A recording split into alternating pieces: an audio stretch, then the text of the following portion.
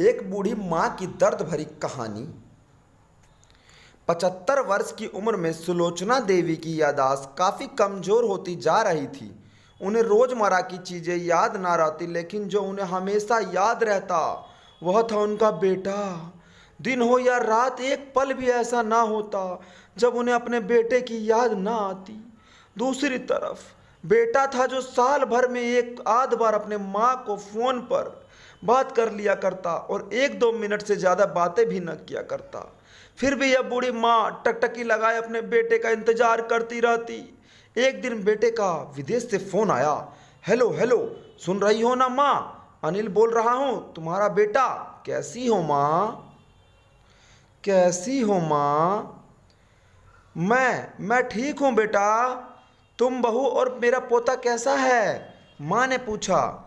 सब अच्छे हैं माँ, मैं अगले हफ्ते गांव आ रहा हूँ माँ, तुम्हें लेने। अब हम सब साथ में ही लंदन में रहेंगे माँ। तुम्हारी बहू कह रही थी माँ को यहाँ पर लेकर आओ, बेचारी अकेली वहाँ परेशान होती होगी। बेटे ने कहा। माँ की बूढ़ी सूखी आंखें आंसुओं से भीग गई। उसके कमजोर शरीर के नस नस में खुशी की लहर दौड़ गई। बेटे और बहू का अपने प्रति प्रेम देखकर माँ का मन खुशी से भर आया। बेटे ने आगे कहा, माँ तैयार रहना, मुझे ज़्यादा दिन छुट्टी नहीं है। जितने पैसे लेने लेकर रखना, तब तक मैं प्रॉपर्टी डीलर से बात कर लेता हूँ। घर के लिए माँ ने पूछा। हाँ माँ, गांव का घर हमें बेच देना पड़ेगा, अब हम साथ में ही रहने वाले हैं, तो वहाँ पर घर रखने का कोई मतलब नहीं है। माँ बेटे से कहा। बुढ़ापे की वजह से ठीक से चलने में असक्षम माँ ने पूरे मोहल्ले में घूम घूम कर अपनी इस खुशखबरी को सबको सुनाया। सभी को खुशी हुई। सबको लगा माँ जी के आखिरी दिन अपने परिवार के साथ खुशी से बीत जाएंगे। घर वापस आकर माँ ने अपने घर के कोने कोने को ऐसे देखा जैसे वो अपने दूसरे बेटे को देख रही हो। देखे भी क्यों ना, उस घर को अपने बेटे से कम थोड़ी समझा था। अपने पति के साथ 40 साल यहीं तो बिताए थे, लेकिन अब मजबूर भी बुढ़ापे के आखिरी साल बेटे और बहू के साथ बिताना चाहती थी। दिल पर पत्थर रखकर घर बेचने के लिए माँ तैयार हो गई।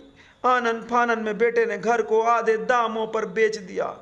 माँ ने ज़्यादा नहीं, लेकिन जिन चीज़ों से दिल लगा था उन चीज़ों को समेटा और बेटे के साथ टैक्सी में बैठकर एयरपोर्ट के लिए चली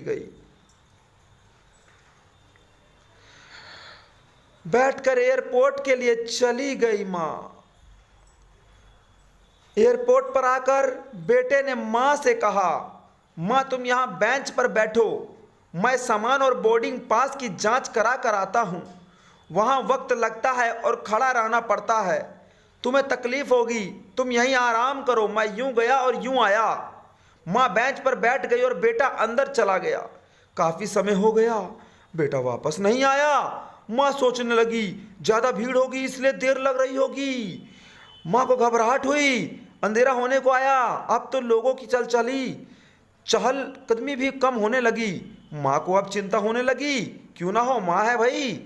एक कर्मचारी ने आकर पूछा, किससे मिलना है? माँ जी आपको यहाँ पर क्यों बैठी है? डरती हुई आवाज में सुलोचना देवी बोली, मेरा बेटा अंदर सामान की जांच कराने गया है, लंदन जा रहे हैं हम। क्या नाम माँ जी आपके बेटे का? कर्मचारी ने पूछा। अनिल नाम है मेरे बेटे का, सुलोचना देवी ने बताया। अब आगे आप देखिए इस कहानी में क्या होने वाला है। एक माँ और बेटे की कहानी है ये। इसी के साथ कर्मचारी अंदर गया और थोड़ी देर बाद लौटा। उसने सुलोचना देवी से कहा, माँ जी लंदन जाने वाली फ्लाइट तो दोपहर में ही जा चुकी है और आपका बेटा भी उस फ्लाइट में बैठकर लंदन जा चुका है। अब आपके यहाँ बैठने का कोई मतलब नहीं, आप भी अपने घर चली जाइए। क्या जा चुका है और मैं घर जाऊं? घर? माँ की आंखों से आंसू और सैलाब उठने लगे। जैसे तैसे माँ घर पहुंची, जो अब उसका था ही नहीं, बिल्कुल बिक चुका था। वो वहीं बरामदे में तुलसी के पास सो गई। घर के नए मालिक को उस पर दया आई तो एक कमरा किराए से उसको दे दिया। पेंशन के पैसों से खाना और किराए का बंदोबस्त हो गया जाता था। दिन बीतने लगे।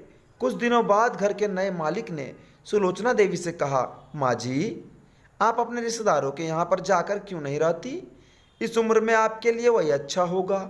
अच्छा तो होगा, लेकिन अगर मेरा बेटा, माँ देखो कितना सोच रही है, माँ का दिल है ना। माँ ने सोचा अगर मेरा बेटा आया तो उसका ख्याल कौन रखेगा। मेरा बेटा बहुत भोला है, उसे अपना ख्याल रखना बिल्कुल नहीं आता। मैं कहीं नहीं जाऊंगी, माँ ने ऐसा कहा। क्या पता कब उसे मेरी ज़रूरत पड़ जाए, माँ ने कहा। दोस्तों, सच बता रहा हूँ, माँ की ऐसी बातें सुनकर मेरी आंखों में आंसू आ गए। किसी ने सच ही कहा है, पूत का पूत हो सकता है, लेकिन माता कभी कुमाता नहीं होती। दोस्तों, आप सभी से हाथ जोड़कर विनती करता हूँ, अपने माता पिता की जितनी हो सके सेवा करना, उनके साथ कभी बुरा बर्ताव मत करना, क्योंकि माँ बाप इस धरती पे भगवान है। हमने भगवान को तो नहीं देखा, पर हमारे पास जो माँ बाप है वही हमारे भगवान है। उन्हें भगवान मान लो, जीवन सफल हो जाएगा। धन्यवाद।